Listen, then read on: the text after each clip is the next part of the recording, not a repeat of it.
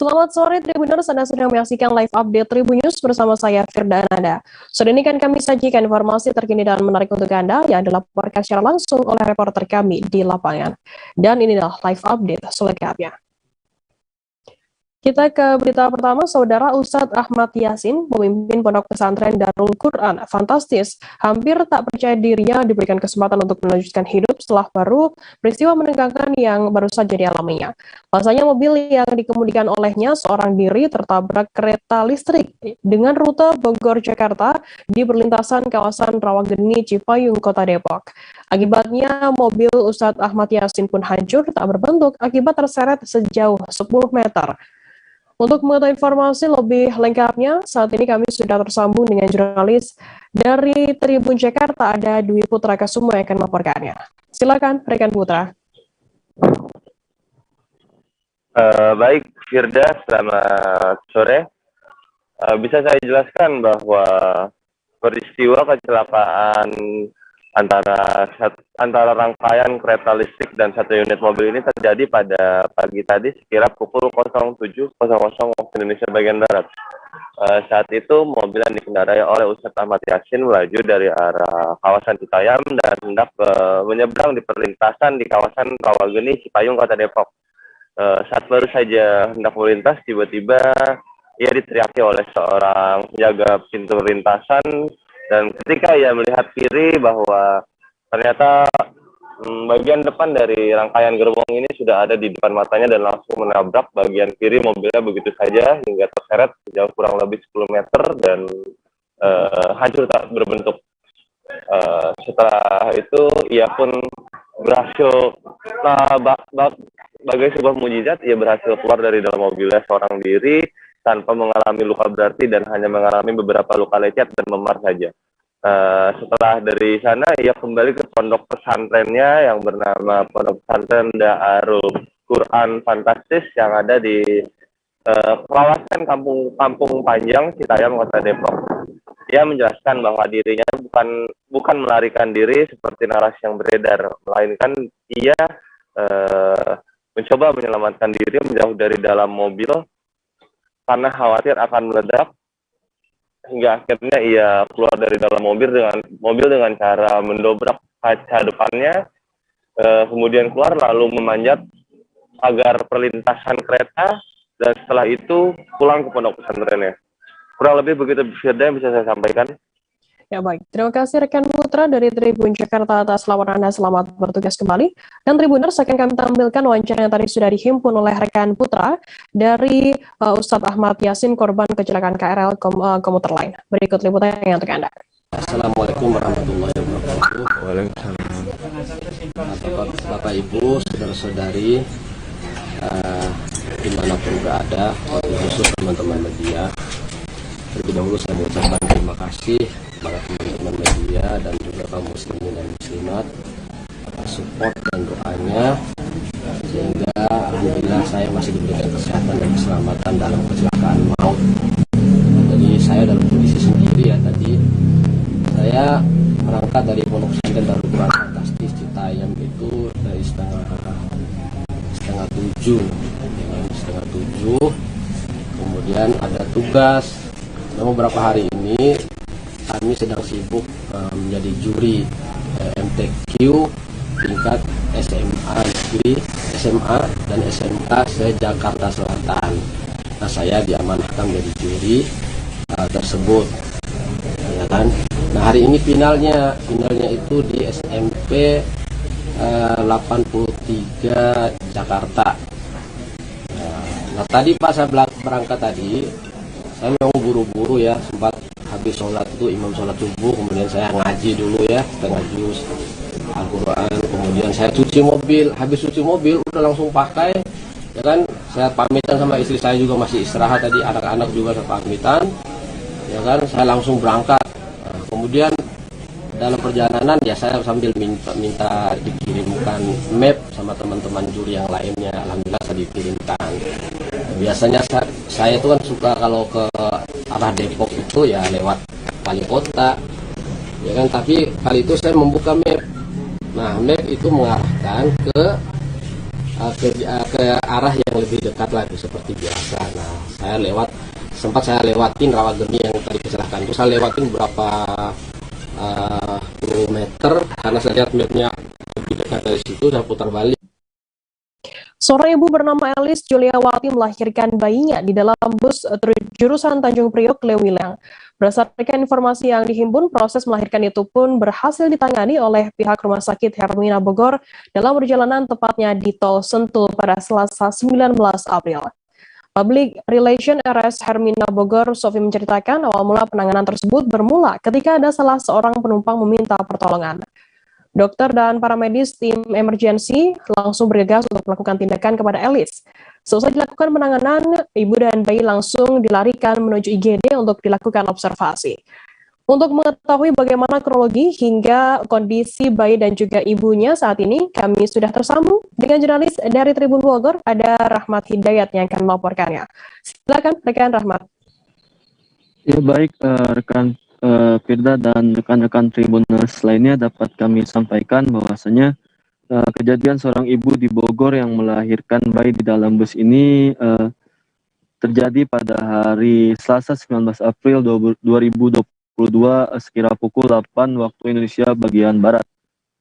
Berdasarkan informasi yang kami dapatkan bahwasanya kejadian ini bermula ketika bus Cahaya Baru jurusan Tanjung Priuk Lewiliang hendak mengarah ke arah Lewiliang Kabupaten Bogor. Namun ketika memasuki tol Sentul Kota Bogor, seorang penumpang yakni Elis Juliawati melahirkan bayinya di sekitaran tol Sentul Kota Bogor. Kemudian bus itu pun mengarah melaju ke Rumah Sakit Hermina Kota Bogor yang jaraknya tidak jauh dari pintu keluar tol. Kemudian dari situlah pihak Rumah Sakit Hermina Kota Bogor melakukan penanganan lanjutan kepada Elis Juliawati setelah penumpang di dalam melaporkan kejadiannya kepada pihak rumah sakit. Alhasil 2 tim medis dan 2 dokter langsung menuju ke dalam bus tersebut untuk melakukan pemotongan ari-ari pada bayi Elis Juliawati yang belakangan ini diketahui berjenis kelamin perempuan.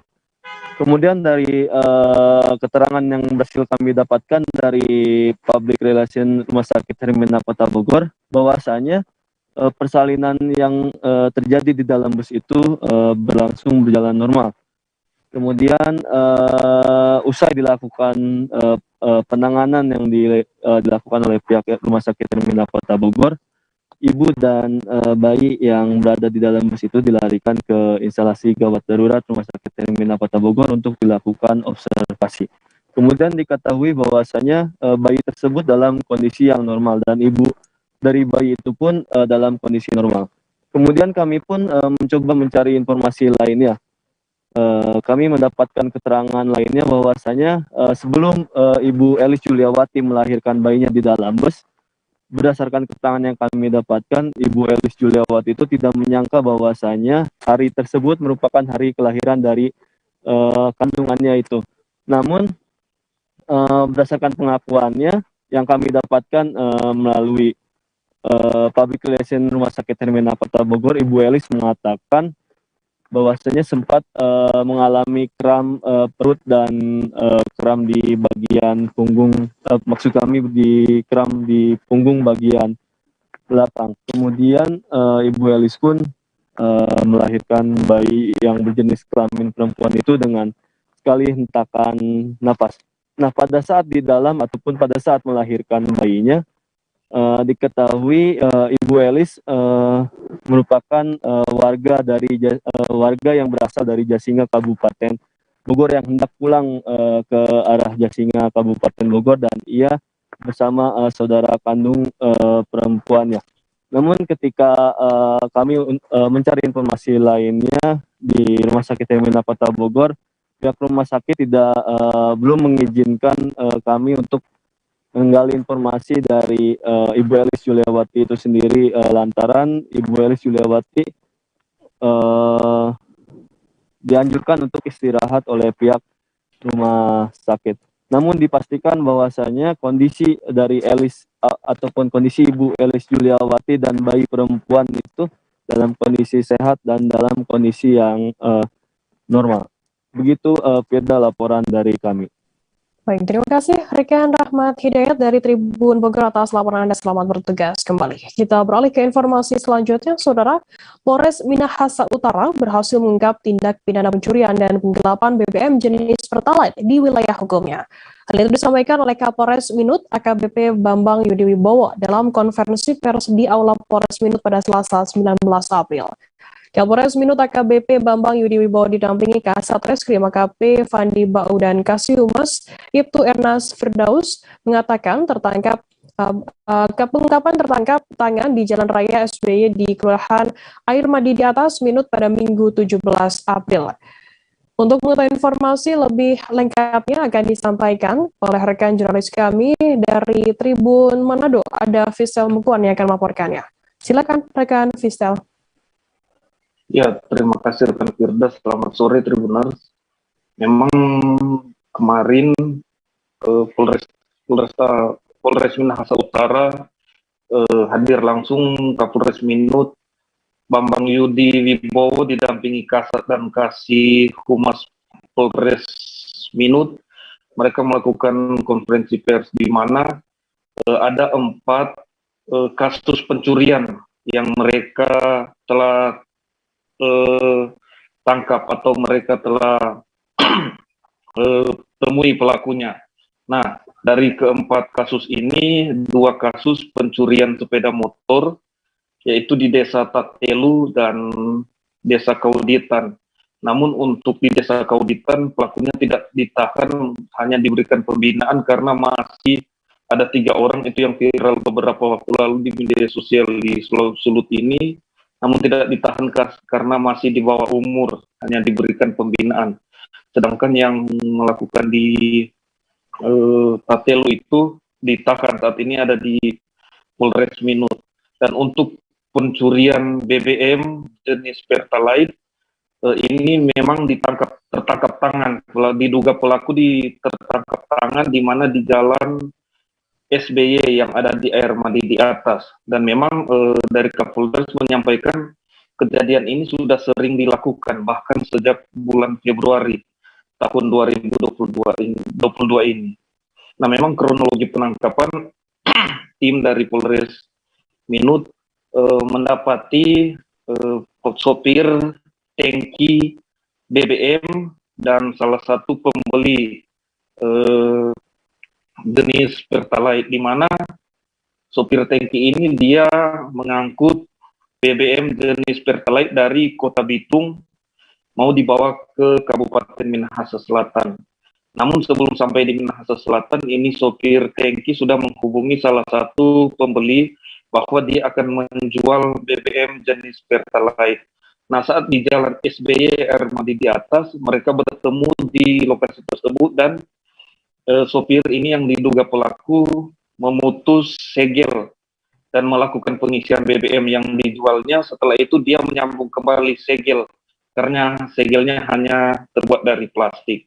Nah, dari hasil yang dijualnya ada 14 galon yang sudah diisi, galon berukuran 25 liter. Jadi keseluruhan dari 14 galon ini total 350 liter.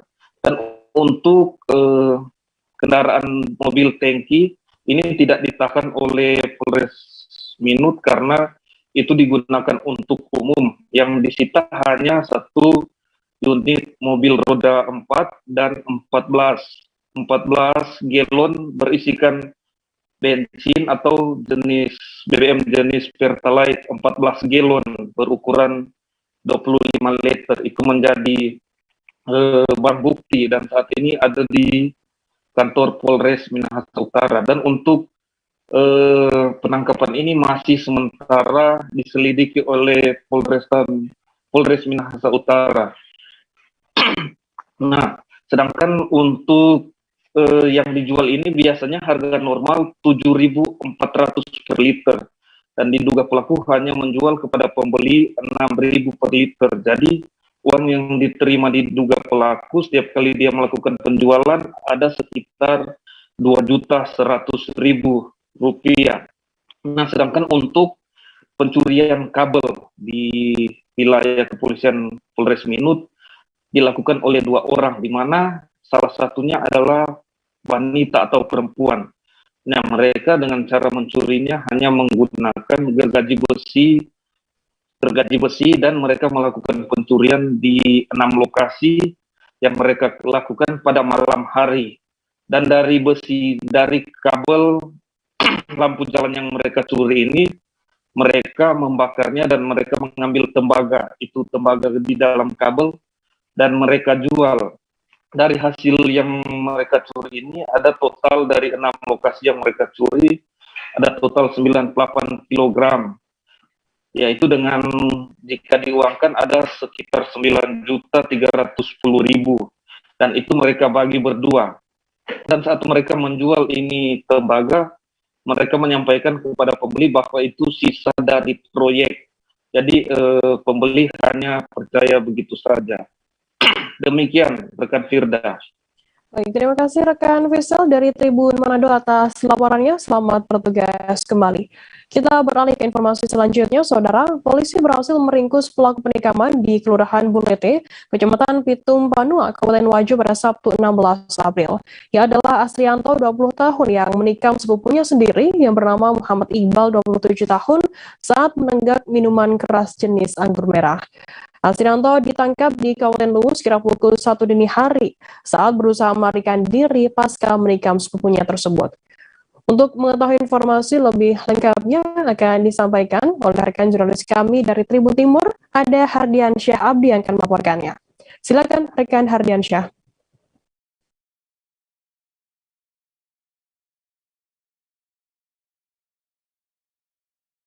Rekan Hardiansyah. Ya, halo rekan Firda. Ya. Betul sekali seperti yang dikatakan Jawal bahwa kepolisian Resor Wajo berhasil menangkap seorang pelaku penikaman atau pelaku penganiayaan berat, yakni Asrianto yang berumur 20 tahun di Kelurahan Bulete, Kecamatan Pitung Panua, Kabupaten Wajo. Aksi penikaman yang dilakukan Asrianto terhadap korban yakni MI yang berusia 27 tahun itu, yang merupakan sepupunya sendiri, terjadi saat korban dan pelaku dan 2 orang rekannya yang lain melakukan pesta minuman keras jenis anggur merah di rumah korban. Saat itu ketika minum-minum bersama dan mabuk-mabuk bersama itu terjadi antara korban dan pelaku ini, terjadi kesalahpahaman sehingga sempat terjadi perkelahian. Ketika saat itu pula Asrianto mengeluarkan badik dan langsung menikam MI tepat di bagian.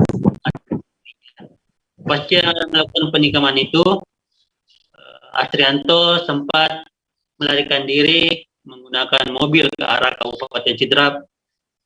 Polisi yang melakukan pengejaran mengetahui bahwa Asrianto berbalik arah menuju ke arah Kabupaten Luwu, sehingga Asrianto pun berhasil ditangkap di Kabupaten Luwu. Sementara itu korbannya MI pasca kejadian penikaman itu sempat ditolong oleh warga menuju dievakuasi ke Rumah Sakit Umum Daerah Siwa, namun ketika di tengah perjalanan MI meninggal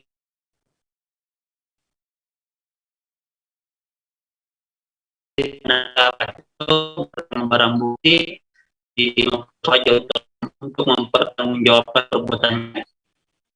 Dan Asrianto pun terancam hukuman 15 tahun penjara. Itu kan Firda. Baik, terima kasih rekan Hardiansyah dari Tribun Timur atas laporan Anda. Selamat bertugas kembali.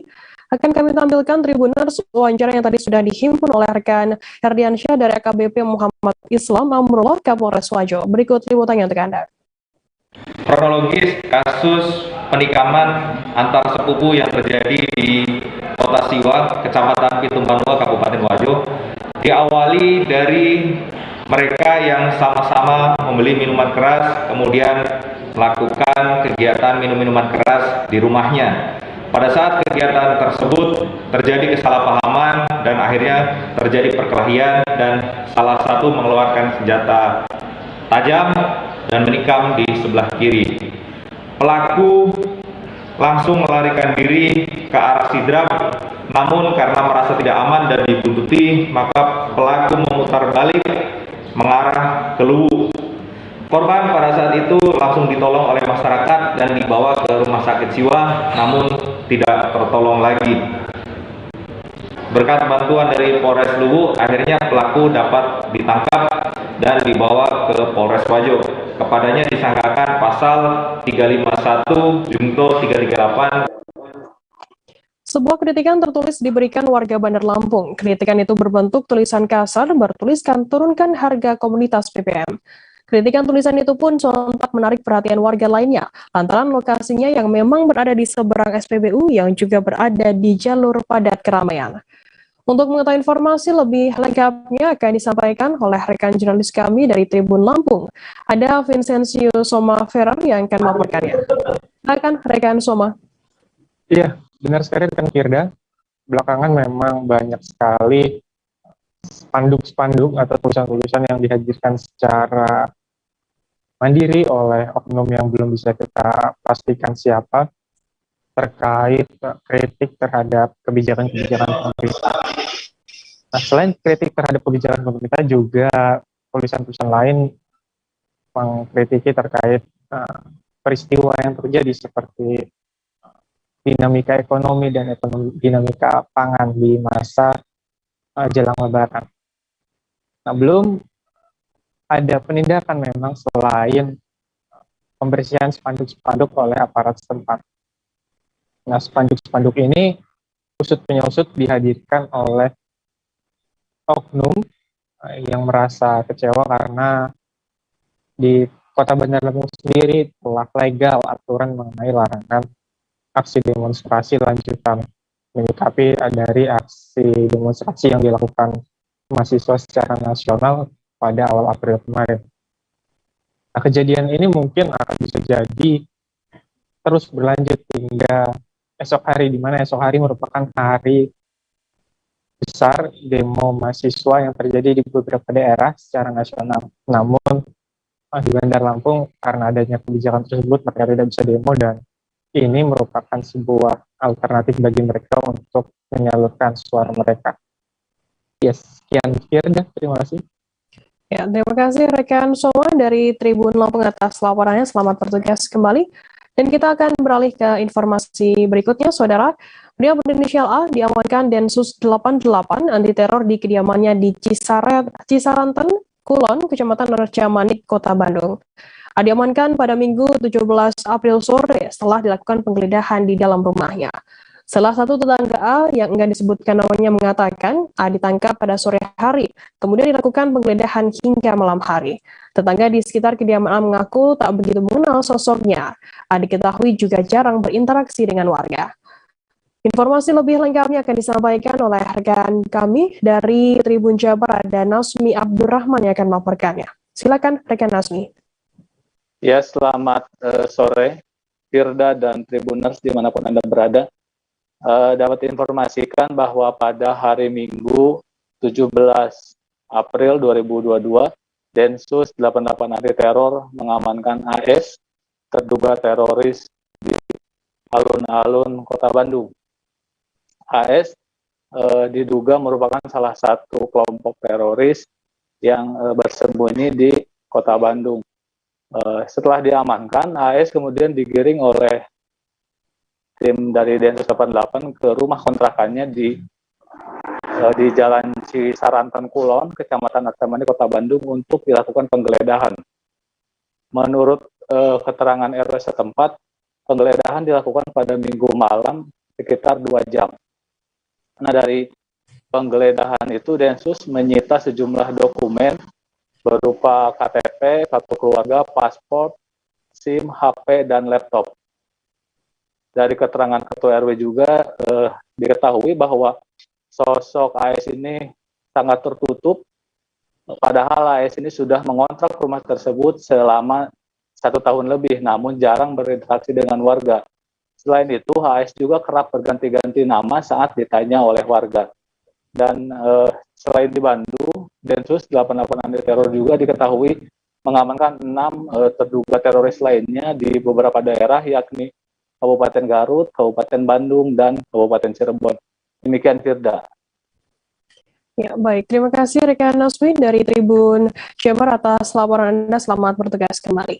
Kita beralih ke informasi selanjutnya, Saudara. Pasangan artis Rizky Bilar dan Lesti Kejora akhirnya memenuhi pemeriksaan Barreskrim Polri terkait dugaan kasus investasi bodong robot trading DNA Pro di Barreskrim Polri Jakarta Selatan pada Rabu 20 April. Rizky Bilar dan Lesti Kejora tiba di gedung Barreskrim Polri sekitar pukul 14:35 waktu Indonesia Barat. Tampak Rizky Lesti Kejora akhirnya memenuhi pemeriksaan Barreskrim Polri terkait dugaan kasus investasi bodong robot trading DNA Pro di Barreskrim Polri. Memang tadi pantauan Tribunnews, Rizky Bilar dan Lesti Kejora memang tiba sekitar pukul 12.35 waktu Indonesia Barat. Terlihat juga Rizky memang tadi tampak memakai kemeja warna biru dan Lesti Kejora tampak memakai pakaian berwarna abu-abu.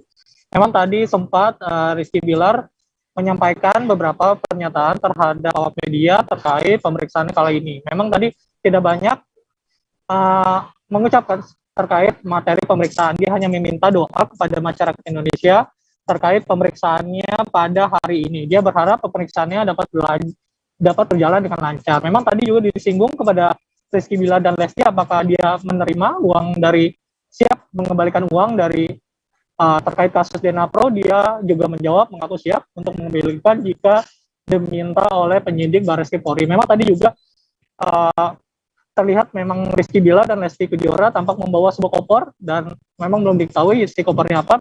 Namun memang tadi sempat disinggung apakah dia ingin bersedia untuk mengembalikan uang terkait kasus DNA Pro.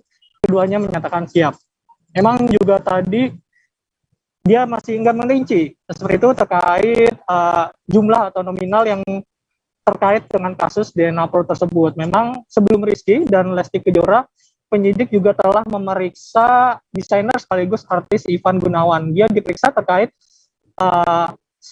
promosi yang kontrak promosi antara Ivan Gunawan dengan DNA Pro yang diperkirakan mencapai 1 miliar. Demikian rekan Firza. Ya, baik, terima kasih rekan Iqbal dari Tribunnews.com atas laporannya. Selamat bertugas kembali. Kita beralih ke informasi selanjutnya, Saudara. Petugas Rumah Tahanan Negara atau Rutan kelas 2B Rantau melaksanakan razia mendadak seluruh blok hunian warga binaan pada Rabu 20 April. Razia yang dilaksanakan kurang lebih berlangsung selama 2 jam ini dipimpin langsung oleh Kepala Rutan kelas 2B Rantau Andi Hashim dan seluruh petugas di backup personil Kodim 1010 Rantau. Kepala Rutan kelas 2B Andi Hashim mengatakan giat razia ini dalam rangka Hari Bakti Pemasyarakatan ke-58.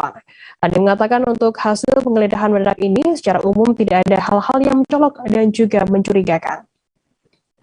Informasi lebih lengkapnya akan disampaikan oleh rekan jurnalis kami dari Banjarmasin Post. Ada Stenis Lausen yang akan melaporkannya. Silakan rekan Sten.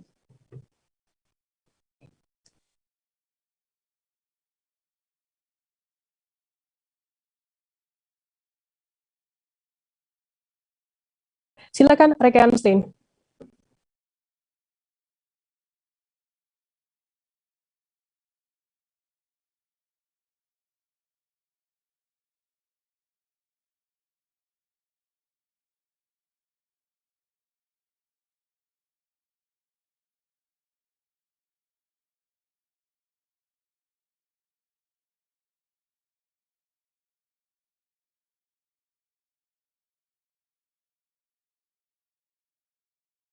Kita beralih ke informasi selanjutnya, Saudara. Seluruh blok hunian lapas kelas 2B Sintang di Jalan Dr. Wahidin Sudirohusodo digeledah tim gabungan lapas bersama TNI Polri dan BNNK Sintang pada Selasa 19 April pagi. Hasilnya ditemukan sejumlah barang terlarang di dalam hunian warga binaan. Barang terlarang yang seharusnya tak diperbolehkan berada dalam hunian WBP seperti handphone, kipas angin berlebihan, dan kabel berlebihan. Informasi lebih lengkapnya akan disampaikan oleh rekan jurnalis kami dari Tribun Pontianak, ada Agus Pujianto yang akan melaporkannya. Silakan rekan Agus. Baik rekan Frida dan juga Tribuners dimanapun Anda berada, dapat kami laporkan bahwa pada Selasa pagi kemarin telah dilakukan razia gabungan yang dilakukan oleh Lapas Kelas 2 Sintang dan bekerjasama dengan BNNK dan juga TNI Polri menggeledah rumah bagi para warga binaan yang berada di Lapas Kelas 2B Sintang.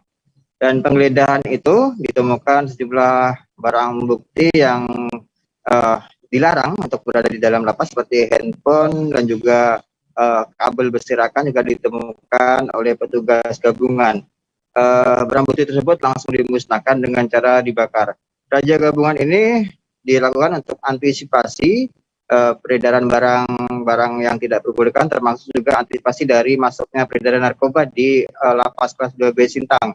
Mengingat beberapa akhir ini marak peredaran barang haram seperti narkoba yang berada di lapas di Kalimantan Barat. Bahkan terbaru ada informasi di Lapas Singkawang dan juga Ketapang ada ditemukan barang bukti narkoba dari yang hampir masuk ke lapas. Di Lapas Sintang juga pernah ditemukan barang bukti narkoba yang digagalkan oleh petugas lapas melalui kurir. Dan upaya razia gabungan ini juga untuk mengantisipasi adanya peredaran narkoba tersebut. Demikian Firda. Ya baik, terima kasih rekan jurnalis dari Tribun Pontianak Agus atas laporannya. Selamat bertugas kembali. Tribuners akan kami tampilkan wawancara yang tadi sudah dihimpun oleh rekan Agus dari Kalapas Kelas 2B Sintang Syekh Walid. Berikut liputannya untuk Anda. Alhamdulillah pada pagi hari ini kita melaksanakan kegiatan bersih-bersih dalam rangka Hari Bakti Pemasyarakatan ke-58.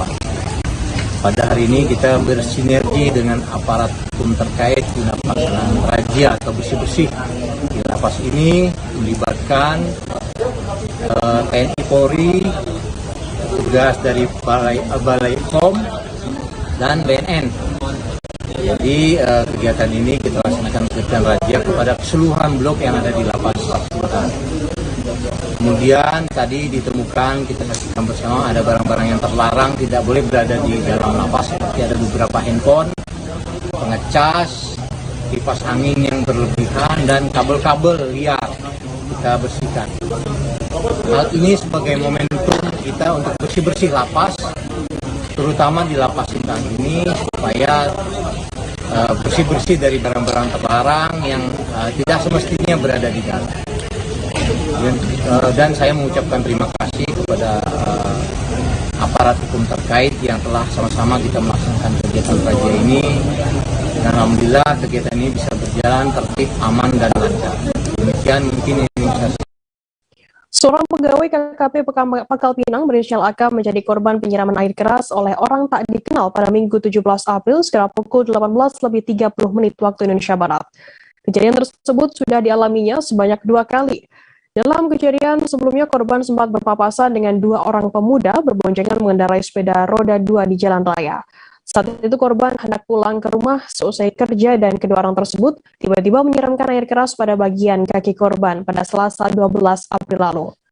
Informasi lebih lengkapnya akan disampaikan oleh rekan jurnalis kami dari Bangka Pos, ada Adi Saputra yang akan melaporkannya. Silakan rekan Adi.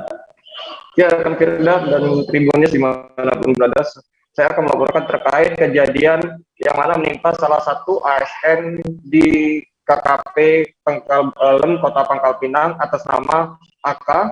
Ya, dia mengalami disiram orang tidak dikenal. Kejadian tersebut terjadi pada Minggu sekitar pukul 18.30. Seperti biasa, usai berbuka puasa, dia duduk di depan terasnya, depan rumahnya. Tiba-tiba ada 2 orang, tiba-tiba dia menoleh ke belakang. Terlihat menoleh ke belakang ada orang menyiramkan air keras di mukanya selama kurang lebih 2 kali. Tetapi sebelum kejadian tersebut, korban AK ini ketika pulang kerja pada hari Selasa tanggal 12 April 2022, ketika menuju ke rumahnya dari Jalan Citraland menuju Kampak, di simpang Jalan Kerabut, dia berpapasan dengan 2 orang pengendara yang mana saat berpapasan tiba-tiba orang tua itu memanggil korban dengan kata "woi", dan ternyata tiba-tiba si korban mengejar kedua orang tersebut. Ternyata kedua orang tersebut telah menghilang. Akan tetapi baru sadar korban ketika melihat kaki kirinya disiram oleh air keras oleh orang tidak dikenal yang mengendarai kendaraan roda 2 tersebut. Korban sendiri kejadian kedua kalinya itu berada di rumah saat duduk di teras sambil menunggu azan Isya. Tiba-tiba ada orang jalan kaki menyiramkan air keras itu ke bagian muka korban. Saat korban menoleh kembali, pelaku menyiramkan air keras di bagian kepala korban. Saat kejadian tersebut, korban sendiri di depan rumah, istrinya baru sadar bahwa si suaminya berteriak-teriak meminta tolong bahwa kesakitan sambil berguling-guling. Akan tetapi dari warga sekitar, di daerah sekitar kelihatan sepi. Akibat kejadian tersebut, korban mengalami luka di bagian mata dan di bagian belakang kepala hingga tangan dan paha kaki korban. Korban sendiri saat ini sedang berada di salah satu rumah sakit di Kota Pangkal Pinang. Menurut keterangan dari istri, korban mengalami cacat di bagian salah satu matanya. Namun korban sendiri, menurut keterangan dari korban tidak memiliki musuh di tempat kerja. Akan tetapi menurut keterangan dari korban ini memiliki pernah mengalami peristiwa, tapi belum diketahui kebenarannya. Saat ini proses tersebut, perkara tersebut sudah dilimpahkan di Polresta Pangkal Pinang. Sedangkan pihak dari Polresta Pangkal Pinang sudah menerima laporan tersebut dan sedang dilakukan pemeriksaan lebih lanjut dan dikumpulkan bukti-buktinya. Korban sendiri berharap kejadian ini terus diungkap oleh pihak Polresta Pangkal Pinang. Jangan sampai terjadi kembali ke pihak keluarganya, terutama kepada anaknya maupun istrinya, karena korban pernah merasakan diancam oleh seseorang, tapi belum diketahui identitasnya saat ini. Korban beserta istri berharap kepada pihak kepolisian Polresta Pangkal Pinang untuk menuntaskan kasus tersebut hingga tuntas dan aktor ataupun pelaku yang melakukan penyiraman tersebut bisa ditemukan dan diproses hukum secara hukum Indonesia. Mungkin seperti itu, Saudara Firda. Ya baik, terima kasih rekan Adi Saputra dari Bengkapos atas laporannya dari Pangkal Pinang. Selamat bertugas kembali. Kita beralih ke informasi selanjutnya, Saudara. Komisi 8 DPR RI memberikan bantuan sosial atau bansos dan BLT minyak goreng kepada warga Kota Batam pada Selasa 19 April. Penyerahan bantuan ini dilakukan di panggung utama Dataran Engku Putri, Jalan Engku Putri, Kota Batam, Kepulauan Riau. Informasi lebih lengkapnya akan disampaikan oleh rekan jurnalis kami dari Tribun Batam, ada Roma Ulisiantur yang akan melaporkannya. Silakan rekan Roma.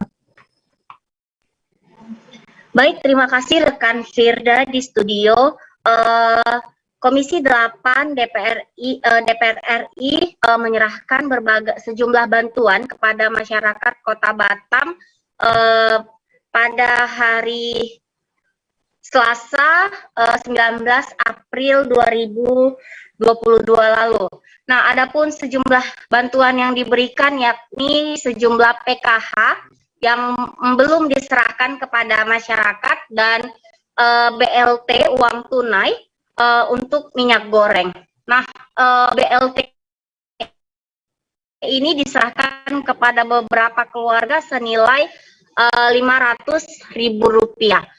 Sementara untuk PKH yang disalurkan yakni 2 tahap kepada 18.866 keluarga pertama penerima manfaat atau KPM dengan nominal 15 miliar rupiah, rekan Firda. Nah, dalam kunjungan ini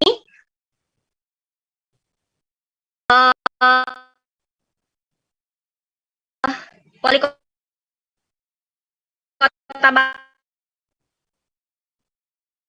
Muhammad Rudi juga mengimbau agar tidak serta merta dan seterusnya mengharapkan sejumlah bantuan dari pemerintah nanti agar tidak ketergantungan kepada oleh pemerintah pusat.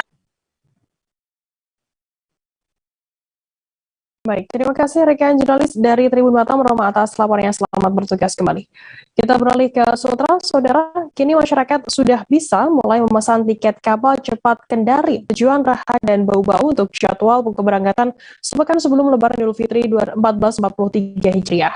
Hal ini dikatakan oleh cabang Cantika Express WIS di Pelabuhan Nusantara Kendari, Provinsi Sulawesi Tenggara pada Selasa 19 April.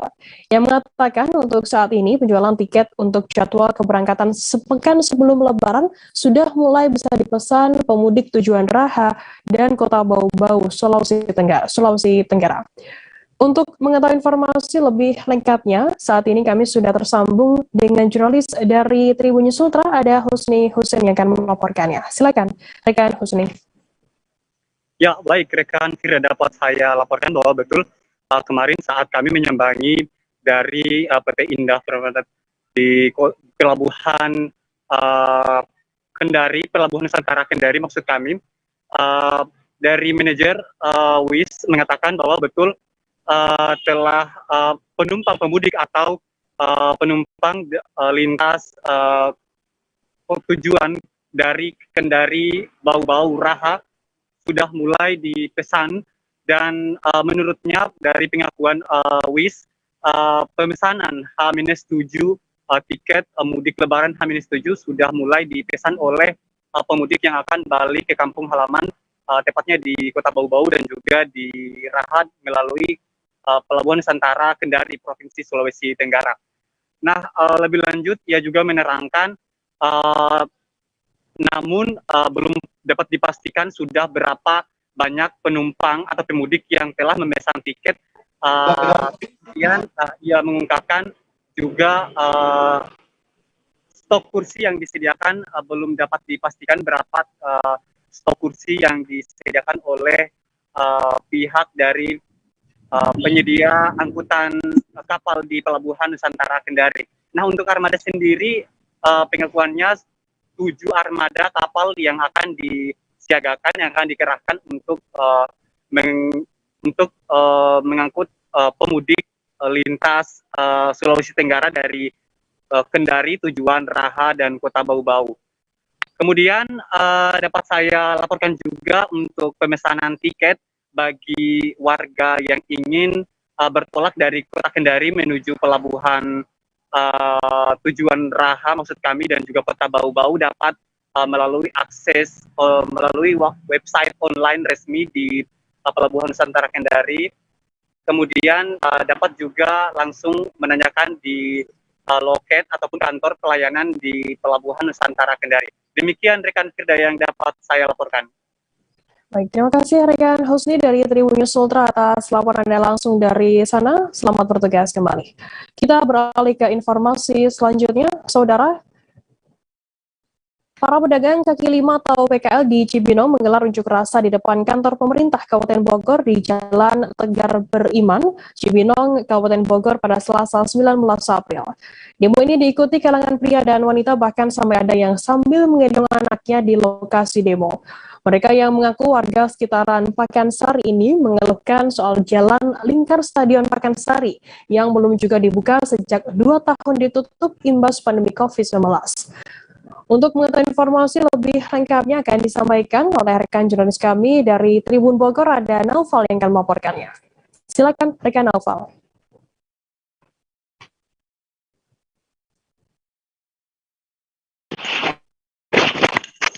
Baik, rekan-rekan Tribuners, kami informasikan bahwa massa PKL yang berada di wilayah Stadion Pakansari Kabupaten Bogor menggelar aksi unjuk rasa di depan Komplek Pemda Kabupaten Bogor atau di depan kantor Bupati Bogor. Mereka ini berunjuk rasa karena mengeluhkan akses jalan lingkar Stadion Pakansari yang belum juga dibuka setelah ditutup selama 2 tahun terakhir sejak awal pandemi.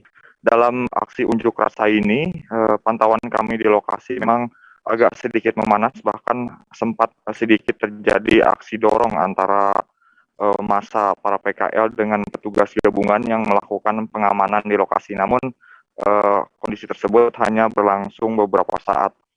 Kemudian setelah terjadi adu dorong, perwakilan dari massa PKL ini dipersilahkan masuk ke area komplek Pemda untuk menggelar mediasi. Namun rupanya mediasi tersebut gagal karena perwakilan dari PKL ini keluar dari ruangan rapat atau ruangan pertemuan secara tiba-tiba karena menganggap orang yang dia temui dalam mediasi tersebut tidak tahu betul terkait permasalahan yang terjadi.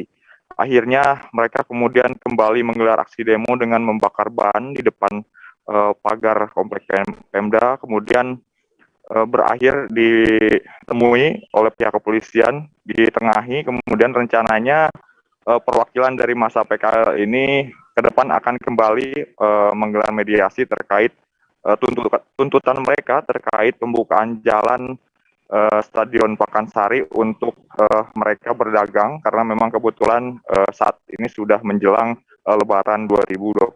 Demikian. Ya, baik, terima kasih rekan Novel dari Tribun Bogor atas laporan Anda. Selamat bertugas kembali. Kita beralih ke informasi selanjutnya, Saudara. Dalam rangka memenuhi kebutuhan uang masyarakat, Kantor Perwakilan Bank Indonesia atau BI Provinsi Jambi memproyeksikan kebutuhan uang periode Ramadan dan Idul Fitri 1443 Hijriah sebesar 2,40 triliun rupiah dan kebutuhan uang Ramadan tahun ini meningkat 9%. Bank Indonesia juga telah mempersiapkan persediaan uang rupiah yang mencukupi bagi masyarakat, baik dari sisi jumlah nominal maupun dari sisi jenis pecahan, serta mengoptimalkan distribusi uang rupiah di Kota Jambi dan di wilayah lain di Provinsi Jambi. Informasi lebih lengkapnya akan disampaikan oleh rekan jurnalis kami dari Tribun Jambi. Ada Fitri Amalia yang akan melaporkannya. Silakan rekan Fitri.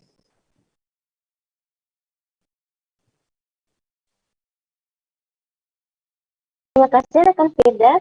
Bank Indonesia Provinsi Jambi juga telah mempersiapkan persediaan uang rupiah yang mencukupi bagi masyarakat, baik dari sisi jumlah nominal maupun dari sisi jenis pecahan, dan mengoptimalkan distribusi uang rupiah di Kota Jambi dan di wilayah lain di Provinsi Jambi. Dan pada kesempatan ini, Kepala Kantor Perwakilan Bank Indonesia Provinsi Jambi, Suti Masniarni Nasution, menyampaikan untuk kebutuhan uang periode Ramadan 1443 Hijriah meningkat 9% dari realisasi outflow tahun sebelumnya sebesar 2,2 triliun. Dan peningkatan ini berdasarkan permintaan dari seluruh bank di Provinsi Jambi. Dan juga untuk agar penukaran uang pada masyarakat optimal dan terlayani dengan mudah, Bank Sentral bekerjasama dengan 34 bank umum di Kota Jambi. Masyarakat dapat menukar uang selama hari kerja mulai pukul 9 sampai dengan pukul 11 tanpa dipungut biaya. Dan Bank Indonesia juga membuka layanan penukaran uang kecil melalui mobil kas keliling yang bekerja sama juga dengan 8 bank umum. Dan nantinya penukaran uang melalui mobil kas keliling ini dilakukan di halaman kantor Bank Indonesia Provinsi Jambi yang beralamat di Tarunaipura, Kota Jambi. Dan ini dilakukan selama 7 hari pada tanggal 12 April, 13 April, 19 April, 20, 25 hingga tanggal 27 April 2022. Dan bagi masyarakat yang berada di luar Kota Jambi, Bank Indonesia juga sudah menitipkan uang penukaran kepada kas titipan di sejumlah kabupaten seperti di cabang Muaro Jambi, cabang Muaro Bungo dan cabang Kuala Tungkal. Ada 10 bank di Muaro Bungo dan juga 9 bank di Tanjung Jabung Barat. Dan Bank Indonesia juga melayani secara online pemesanan atau penukaran melalui aplikasi pintar di http://pintar.bi.go.id. Melalui aplikasi pintar, Bank Indonesia dapat melayani masyarakat yang ingin melakukan penukaran uang, dan penukaran uang melalui aplikasi pintar akan menjadi prioritas. Begitu rekan Firda. Baik, terima kasih kasih rekan Fit dari Tribun Jambi atas laporannya. Selamat bertugas kembali. Kita beralih ke Jakarta, Saudara. Wakil Gubernur DKI Jakarta Ahmad Riza Patria mengingatkan seluruh aparatur sipil negara di lingkungan Pemprov DKI Jakarta untuk tidak membawa kendaraan dinas saat mudik Lebaran 2022. Hal ini sesuai dengan ketentuan yang sudah ditetapkan oleh Kementerian Pendayagunaan Aparatur Negara dan Reformasi Birokrasi atau Kemenpan RB. Orang nomor 2 di DKI Jakarta ini pun berharap mudik tahun ini bisa berjalan dengan lancar. Terlebih sudah 2 tahun terakhir ini masyarakat tak bisa mudik imbas pandemi COVID-19 yang melanda sejak 2020 lalu. Informasi lebih lengkapnya akan disampaikan oleh rekan jurnalis kami dari Tribun Jakarta. Ada Nur Indah Farah Audina yang akan melaporkannya. Silakan rekan Farah. Baik Firda dan rekan Tribuners, bisa disampaikan bahwa tahun ini pemerintah telah mengizinkan untuk mudik di mana ditetapkan dengan syarat khusus.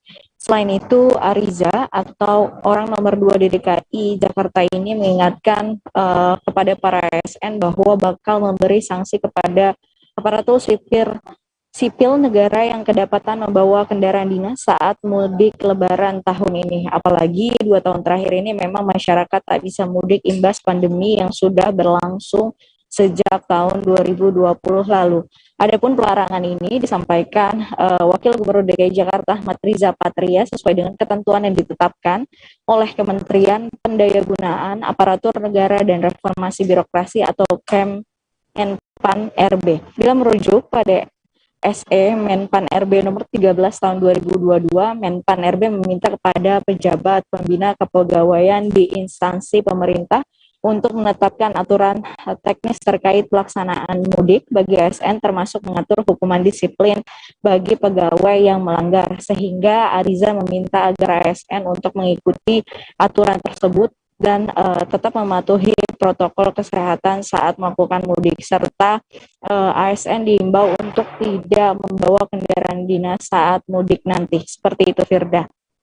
Ya baik, terima kasih rekan Farah atas laporannya. Selamat bertugas kembali.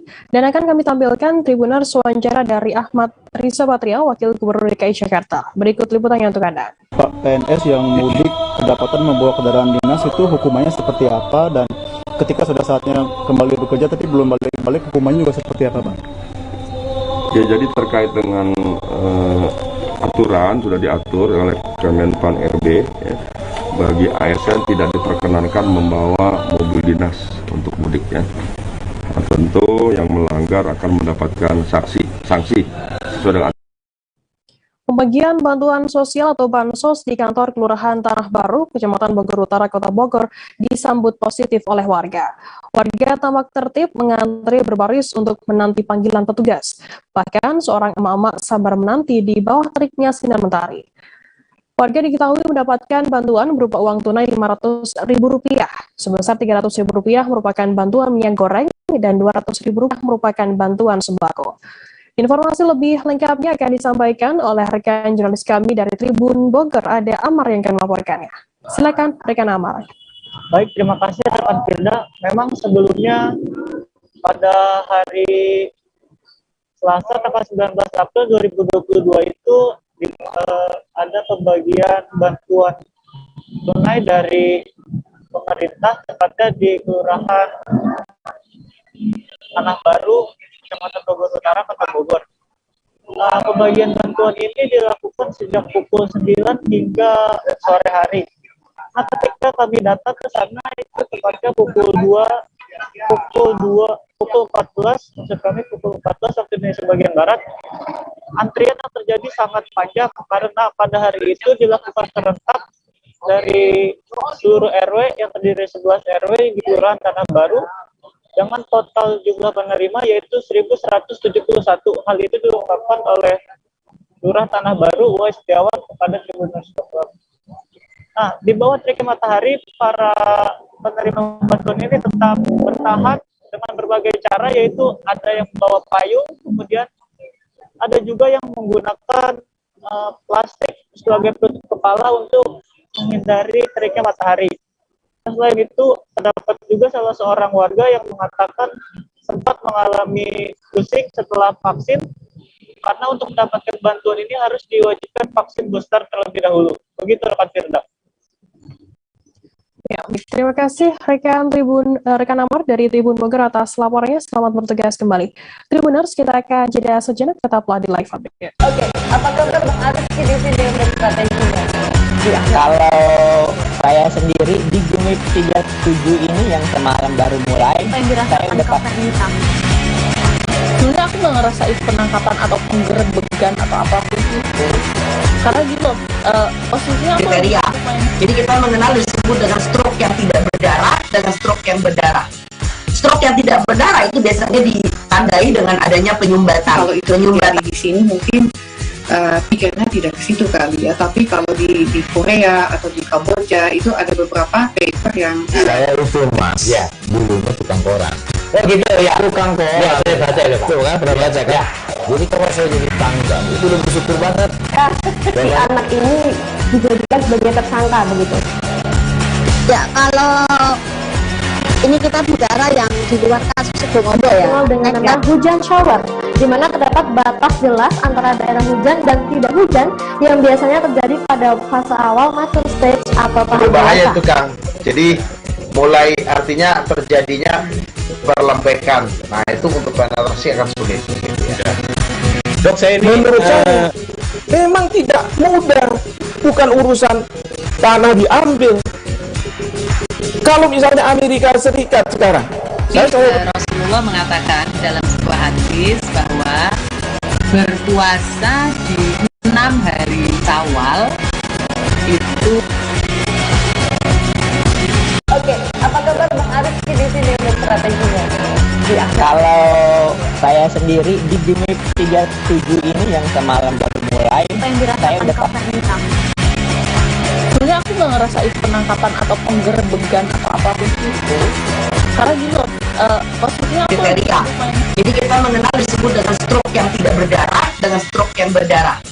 Stroke yang tidak berdarah itu biasanya ditandai dengan adanya penyumbatan. Kalau itu penyumbatan di sini mungkin pikirnya tidak ke situ kali ya, tapi kalau di Korea atau di Kamboja itu ada beberapa paper yang saya itu mas ya dulunya tukang koran.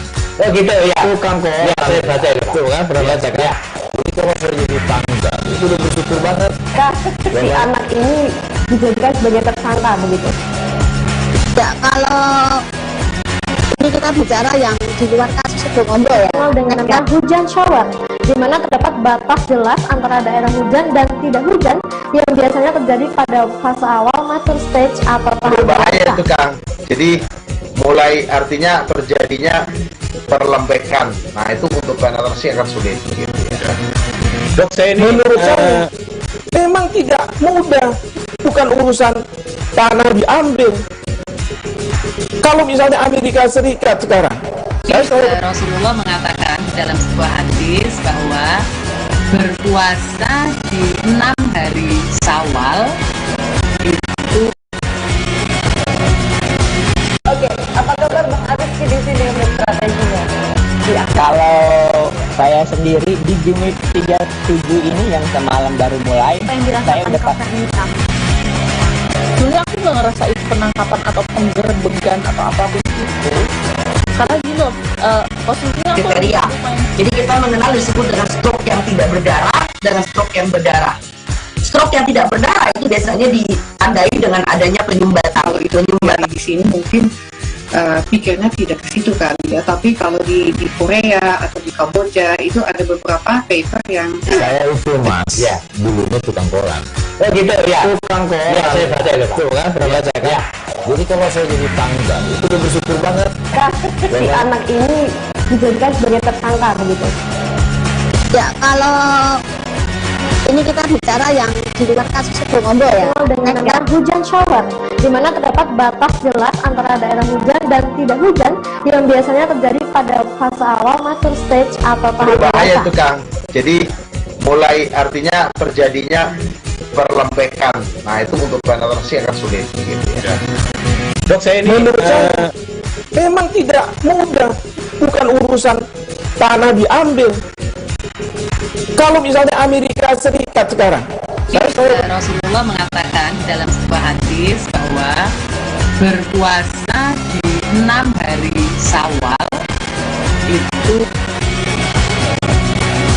Oke, apa kabar strateginya? Ya, kalau saya sendiri di Jumip 37 ini yang semalam baru mulai, saya udah pas. Sebenarnya aku nggak ngerasain penangkapan atau penggerbegan atau apapun itu, karena gini loh, posisinya aku kriteria. Jadi kita mengenal disebut dengan stroke yang tidak berdarah dengan stroke yang berdarah. Stroke yang tidak berdarah itu biasanya ditandai dengan adanya penyumbatan. Kalau itu di sini mungkin pikirnya tidak ke situ kali ya, tapi kalau di Korea atau di Kamboja itu ada beberapa paper yang saya itu mas, ya dulunya tukang koran. Oh gitu ya. Tukang koran. Ya saya baca itu pak. Tuh kan pernah baca kan? Ya. Jadi kalau saya jadi tanggal itu udah bersyukur banget. Si anak ini dijadikan sebagai tersangka begitu. Ya kalau ini kita bicara yang di luar kasus Bogombo ya. Dengan hujan shower, di mana terdapat batas jelas antara daerah hujan dan tidak hujan yang biasanya terjadi pada fase awal master stage atau tahap berbahaya itu Kang. Jadi mulai artinya terjadinya perlembekan. Nah itu untuk penetrasi akan sulit gitu ya. Dok saya ini menurut saya memang tidak mudah, bukan urusan tanah diambil. Kalau misalnya Amerika Serikat sekarang, Rasulullah mengatakan dalam sebuah hadis bahwa berpuasa di 6 hari Syawal itu. Oke, apa kabar Bang Arif di sini untuk strateginya? Ya, kalau saya sendiri di Jumip 37 ini yang semalam baru mulai, saya udah pas. Sebenarnya aku nggak ngerasain penangkapan atau penggerbegan atau apapun itu, karena gini loh, posisinya aku kriteria. Jadi kita mengenal disebut dengan stroke yang tidak berdarah dengan stroke yang berdarah. Stroke yang tidak berdarah itu biasanya ditandai dengan adanya penyumbatan. Kalau itu di sini mungkin pikirnya tidak ke situ kali ya, tapi kalau di Korea atau di Kamboja itu ada beberapa paper yang saya itu mas, ya dulunya tukang koran. Oh gitu ya. Tukang koran. Ya saya baca itu pak. Tuh kan pernah baca kan? Ya. Jadi kalau saya jadi tanggal itu udah bersyukur banget. Si anak ini dijadikan sebagai tersangka begitu. Ya kalau ini kita bicara yang di luar kasus Bogombo ya. Dengan hujan shower, di mana terdapat batas jelas antara daerah hujan dan tidak hujan yang biasanya terjadi pada fase awal master stage atau tahap berbahaya itu Kang. Jadi mulai artinya terjadinya perlembekan. Nah itu untuk penetrasi akan sulit gitu ya. Dok saya ini menurut saya memang tidak mudah, bukan urusan tanah diambil. Kalau misalnya Amerika Serikat sekarang, Rasulullah mengatakan dalam sebuah hadis bahwa berpuasa di 6 hari Syawal itu. Oke, apa kabar Bang Arif di sini untuk strateginya? Ya, kalau saya sendiri di Jumip 37 ini yang semalam baru mulai, saya udah pas. Sebenarnya aku nggak ngerasain penangkapan atau penggerbegan atau apapun itu, karena gini loh, posisinya aku kriteria. Jadi kita mengenal disebut dengan stroke yang tidak berdarah dengan stroke yang berdarah. Stroke yang tidak berdarah itu biasanya ditandai dengan adanya penyumbatan. Kalau itu di sini mungkin pikirnya tidak ke situ kali ya, tapi kalau di Korea atau di Kamboja itu ada beberapa paper yang saya itu mas, ya dulunya tukang koran. Oh gitu ya. Tukang koran. Ya saya baca itu pak. Tuh kan pernah baca kan? Ya. Jadi kalau saya jadi tanggal itu udah bersyukur banget. Si anak ini dijadikan sebagai tersangka begitu. Ya kalau ini kita bicara yang di luar kasus Bogombo ya. Dengan hujan shower, di mana terdapat batas jelas antara daerah hujan dan tidak hujan yang biasanya terjadi pada fase awal master stage atau tahap berbahaya itu Kang. Jadi mulai artinya terjadinya perlembekan. Nah itu untuk penetrasi akan sulit gitu ya. dok saya ini menurut saya memang tidak mudah, bukan urusan tanah diambil. Kalau misalnya Amerika Serikat sekarang, Rasulullah mengatakan dalam sebuah hadis bahwa berpuasa di 6 hari Syawal itu.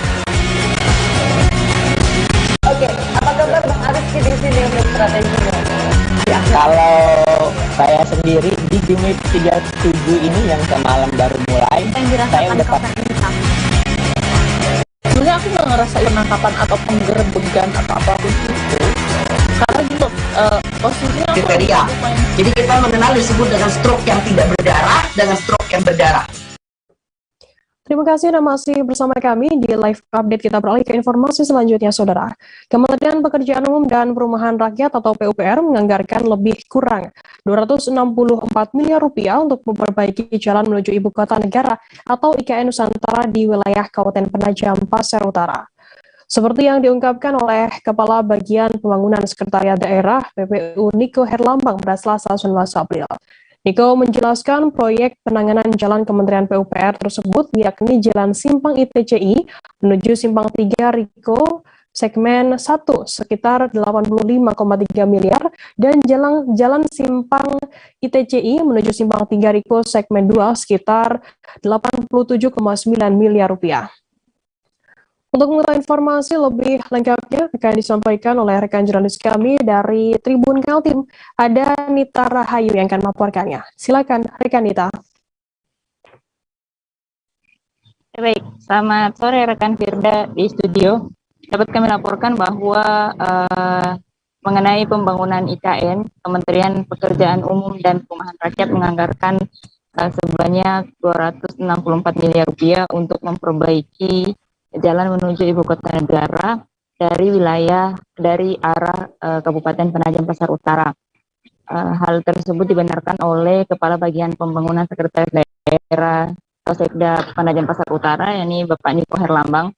Dia menjelaskan bahwa proyek penanganan jalan Kementerian PUPR yakni berada di Simpang ICI menuju Simpang 3 Riko segmen 1 sekitar 85,3 miliar dan jalan Simpang ICI menuju Simpang 3 Riko atau segmen 2 yakni berkisar anggaran yang dibutuhkan itu sekitar 87,9 miliar. Kemudian penanganan jalan Simpang 3 Riko menuju Bentang Pendek Jembatan Pulau Balang dengan anggaran lebih kurang yang dibutuhkan sekitar 91 miliar rupiah.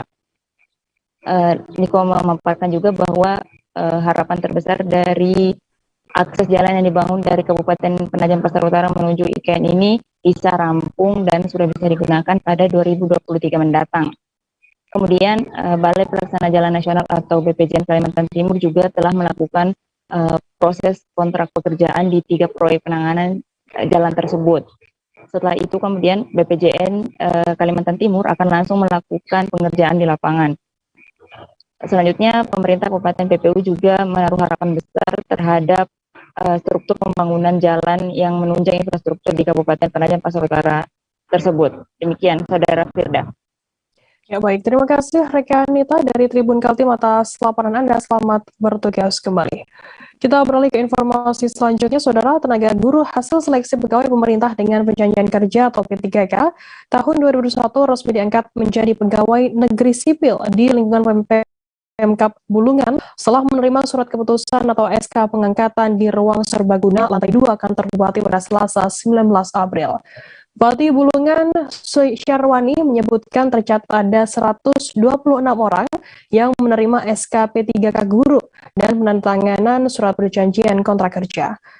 Informasi lebih lengkapnya akan disampaikan oleh rekan jurnalis kami dari Tribun Kaltar. Ada Georgie Santana Silalah yang akan melaporkannya. Silakan rekan Georgie.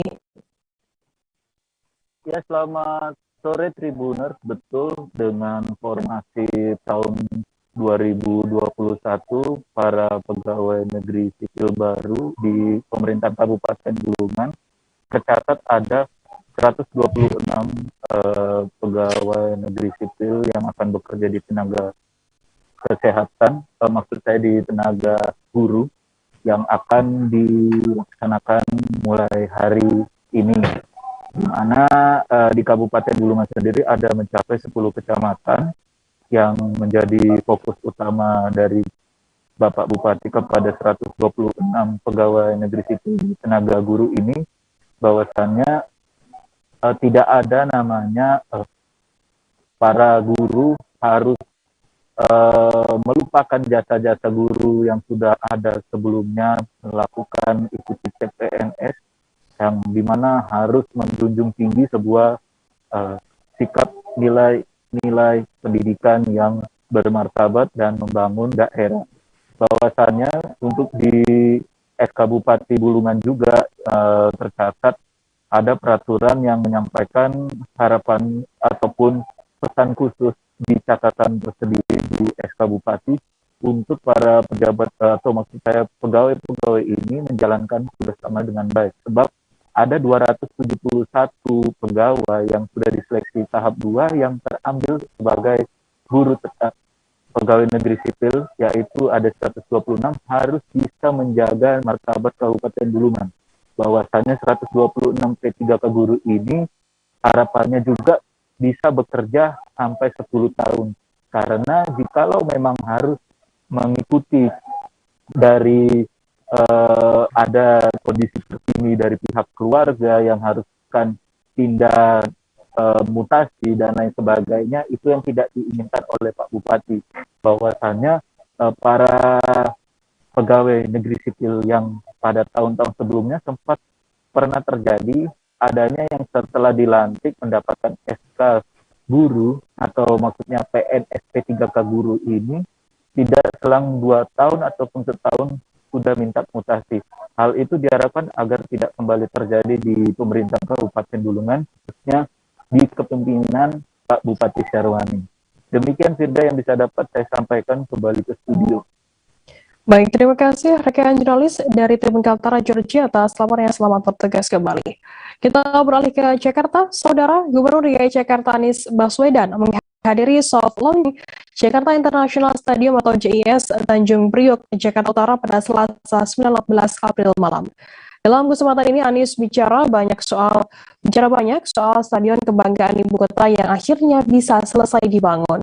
Anies menjelaskan menjelang berlangsungnya partai final International Youth Championship antara Barcelona U18 kontra Atletico Madrid U18 malam ini disiarkan lewat layar besar dalam stadion utama. Pidato Anies diawali ucapannya soal mimpi besar yang terwujud. Informasi lebih lengkapnya akan disampaikan oleh rekan jurnalis kami dari Tribun Jakarta, ada Gerald Leonardo yang akan melaporkannya. Silakan rekan Gerald.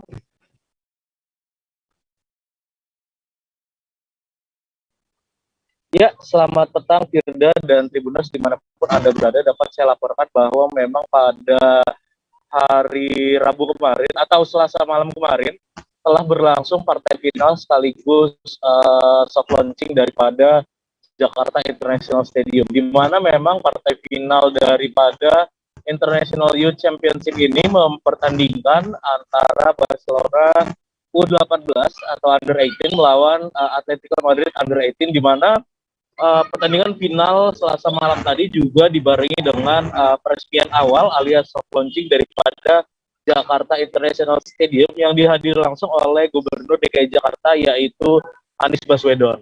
Firda dan juga Tribuners, dapat saya laporkan bahwa memang pada malam kemarin Anies menghadiri dan menyampaikan sambutannya yang telah direkam sebelumnya, dan Anies memang menyatakan kebanggaannya, begitu pula betapa besar kerja keras yang dilakukan oleh Pemprov DKI Jakarta beserta unsur atau pihak-pihak yang terlibat lainnya dalam rangka pembangunan Jakarta International Stadium yang memang pada akhirnya bisa dioperasikan dan juga sudah mulai dipakai atau dimanfaatkan untuk menghelat pertandingan-pertandingan sepak bola kelas internasional seperti yang berlangsung sejak tanggal 13 April 2022 kemarin hingga tanggal 19 April 2022 kemarin, yakni International Youth Championship, di mana partai final semalam juga memang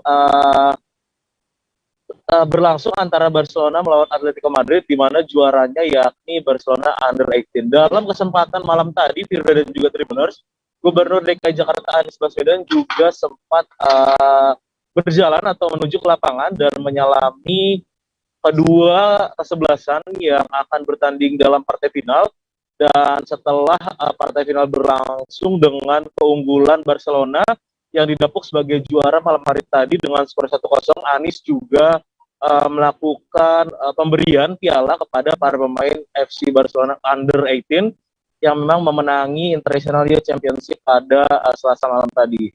Dalam wawancaranya juga, Gubernur DKI Jakarta Anies Baswedan memang menyatakan bahwa pada pertandingan final semalam ada sebanyak 5.000 penonton yang terdiri dari beberapa pejabat DKI juga warga-warga undangan dari DKI Jakarta yang memang diberikan kesempatan untuk melihat langsung bagaimana kemegahan dan semaraknya soft launching daripada Jakarta International Stadium ini. Firda dan juga Tribuners, Gubernur DKI Jakarta Anies Baswedan juga menyatakan bahwa ke depannya setelah suksesnya acara International Youth Championship ini, Pemprov DKI Jakarta beserta pihak pengelola Jakarta International Stadium ini akan melakukan pengelolaan atau tata kelola secara komersial supaya memang stadion sekelas internasional ini memang ke depannya bakal menggelar atau dibuka untuk kegiatan-kegiatan baik pertandingan sepak bola maupun event-event internasional lainnya. Firda. Baik, terima kasih rekan Gerald atas laporan Anda. Selamat bertugas kembali. Kita beralih ke Lampung, saudara. Setelah menunggu cukup lama hingga setengah tahun, akhirnya para atlet Lampung yang meraih medali pada PON Papua mendapatkan haknya. Itu adalah bonus dari pemerintah Provinsi Lampung. Gubernur Lampung Arinal Junaidi menyerahkan langsung bonus yang sempat tertunda dalam pertemuan silaturahmi dengan para atlet di Rumah Dinas Mahanagung. Nilai bonus bervariasi tergantung raihan medali dari para atlet. Informasi lebih lengkapnya akan disampaikan oleh rekan jurnalis kami dari Tribun Lampung, ada Bayu Saputra yang akan melaporkannya. Silakan rekan Bayu. Iya, rekan Firda, terima kasih. Perlu diketahui pada hari ini Gubernur Lampung Bapak Arinal Junaidi didampingi oleh Ketua KONI Provinsi Lampung Profesor Muhammad Yusuf Sulfarano Barusman telah memberikan bonus kepada atlet Lampung yang telah memenangkan atau mendapatkan medali pada PON 20 di Papua kemarin. Dalam kesempatan tersebut, Bapak Gubernur Arinal Junaidi mengatakan bahwasannya bonus tersebut merupakan pemicu agar para atlet untuk bergiat lagi untuk meraih prestasi di kemudian harinya. Dan pada kesempatan tersebut juga Bapak Gubernur Arinal Junaidi juga menyampaikan bahwasannya bonus tersebut merupakan bonus bagi para atlet yang seyogianya dipergunakan untuk kepentingan perorangan ataupun keluarganya, sehingga apapun yang diberikan oleh pemerintah Provinsi Lampung bermanfaat bagi para atlet. Dan Gubernur Arinal Junaidi juga menyampaikan bahwasannya keterlambatan pendistribusian ini karena mengikuti aturan-aturan yang diberlakukan. Dan pada kesempatan itu juga Ketua KONI menyampaikan bahwasannya pihaknya akan terus berbenah di tubuh KONI Lampung sendiri. Kemudian para atlet cabur yang meraih medali PON ke-20 di Papua itu diharapkan juga termotivasi kembali agar PON-PON berikutnya mendapatkan medali lebih banyak lagi, bahkan ditargetkan bisa meraih 5 besar pada PON di Aceh mendatang. Begitu rekan Firda dan Tribuners. Baik, terima kasih rekan Bayu Saputra dari Tribun Lampung atas laporan Anda. Selamat bertugas kembali.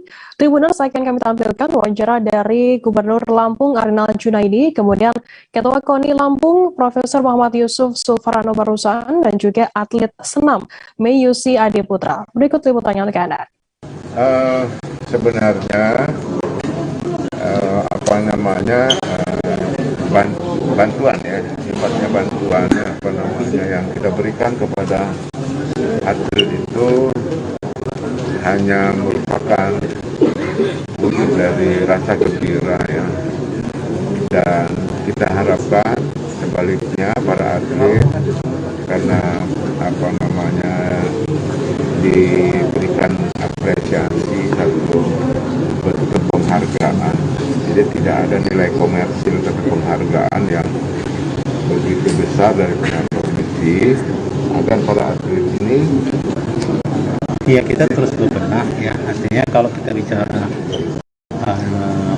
pencapaian satu prestasi seorang atlet itu memang yang terlibat itu banyak dan prosesnya begitu kompleks ya. Bukan berarti atlet itu istilahnya ujuk-ujuk bisa dapat emas, nggak mungkin. Semua pakai proses dan yang terlibat banyak, mulai dari pelatih, manajer, cabang olahraga dan juga KONI ya, artinya semua ini memang harus bersinergi dengan baik, dengan kompak ya, untuk mencapai satu target yang lebih baik tentunya. Yang kedua tentu secara organisasi memang perlu ada kesamaan visi misi ya, maka perlu melakukan pembinaan kepada semua pihak baik cabang olahraga maupun di level klub untuk bagaimana tata kelola yang baik dan sebagainya. Dan yang ketiga tentu komunikasi sampaikan bagus. Charles kedepannya itu bisa lebih peluang lebih besar lagi sih untuk tahun 2024. Yang kuat tau? Otomatis bisa pasti juga. Nah rencananya uang ini akan digunakan untuk apa nih Mas Ade nanti? Kalau ini paling buat usaha aja. Tapi dengan adanya pemberian tali asih ini kita ngerasa lega gak sih? Iya, lega lah dari yang rumornya katanya banyak, potongannya yang ternyata cuma sedikit. Apa lagi? Menjelang mudik Lebaran ini, Dinas Perhubungan Kota Malang bersama Polresta Malang Kota bakal menyediakan 6 pos pengamanan dan 1 pos pelayanan. 6 pos pengamanan ini terletak di Mitra 1, Kacuk, Jeman UB, Simpang Sulfat, Simpang Exit Tol Madiopuro, dan di Jalan Ahmad Yani. Sementara 1 pos pelayanan terletak di depan Stasiun Kota Baru Kota Malang. Informasi lebih lengkapnya akan disampaikan oleh rekan jurnalis kami dari Surya Malang. Ada Muhammad Rifki Edgar yang akan melaporkannya. Silakan rekan Edgar.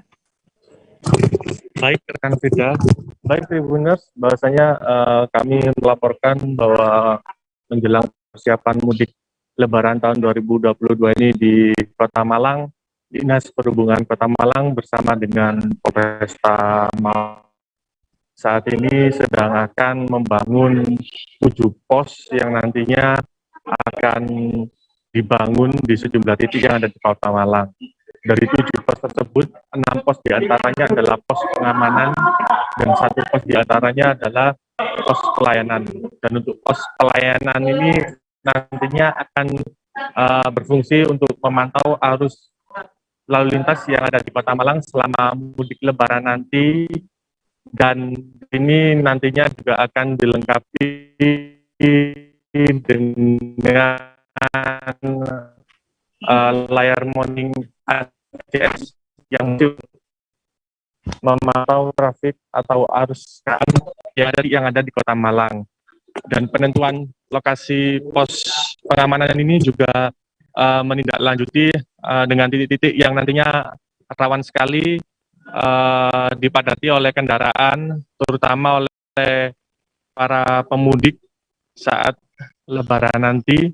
Maka dari itu Dinas Perhubungan Kota Malang dan juga dengan Polresta Malang Kota melakukan sinergi mulai H-6 sampai H+6 Lebaran nanti untuk menjaga kondusivitas di Kota Malang.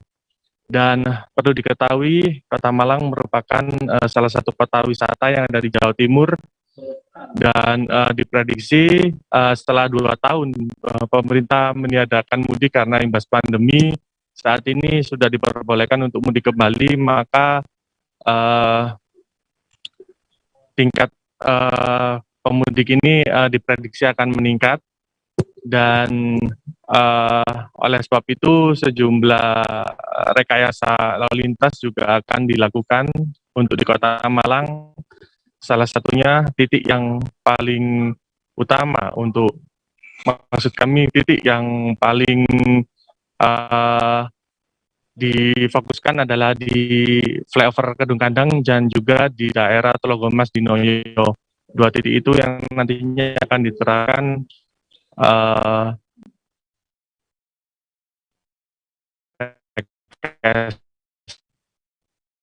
lalu lintas buka tutup 4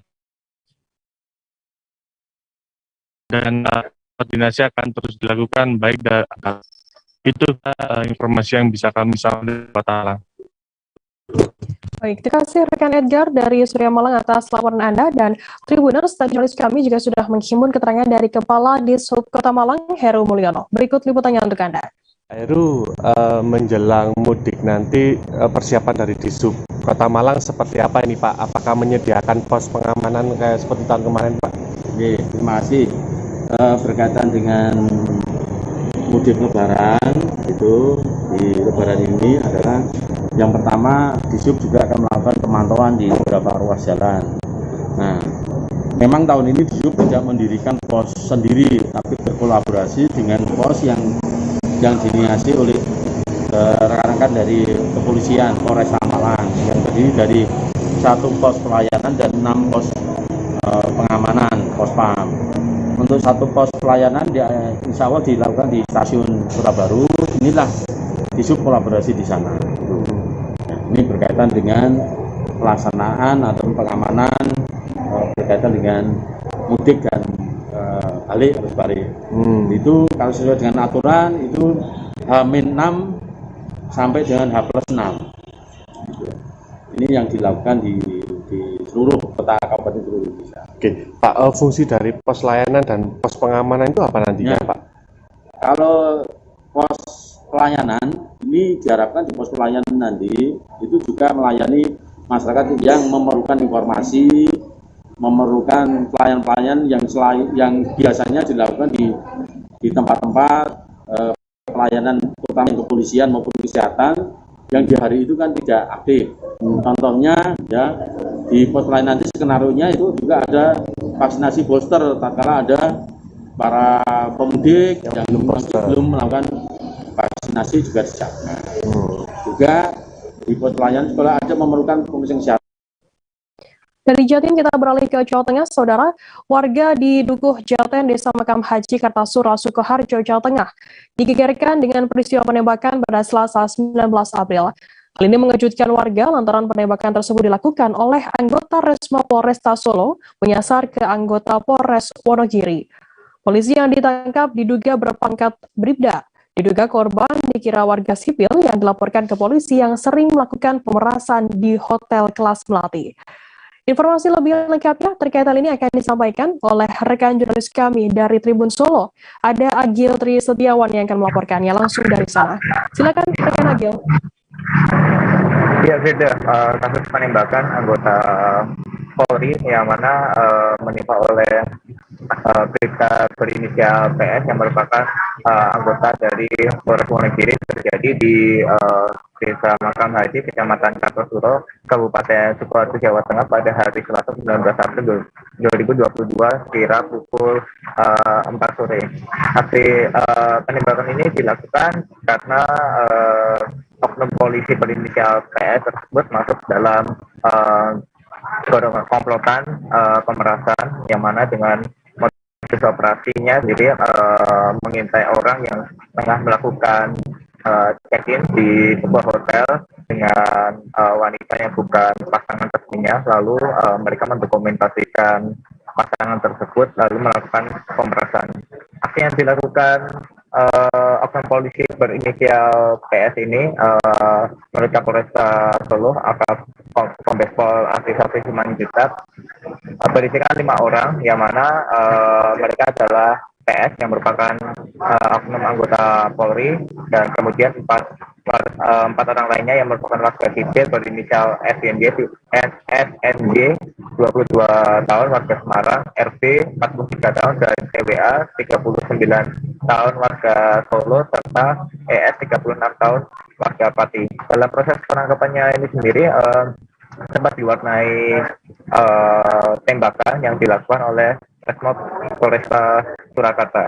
Bahwasanya proses penangkapan ini diawali sebuah laporan dari korban berinisial WP umur 66 tahun warga Pacang Kota Surakarta. Setelah polisi melakukan penyelidikan dan berupaya menangkap komplotan pelaku di kawasan Desa Makam Haji atau tepatnya di kawasan TPU Tasimaloyo.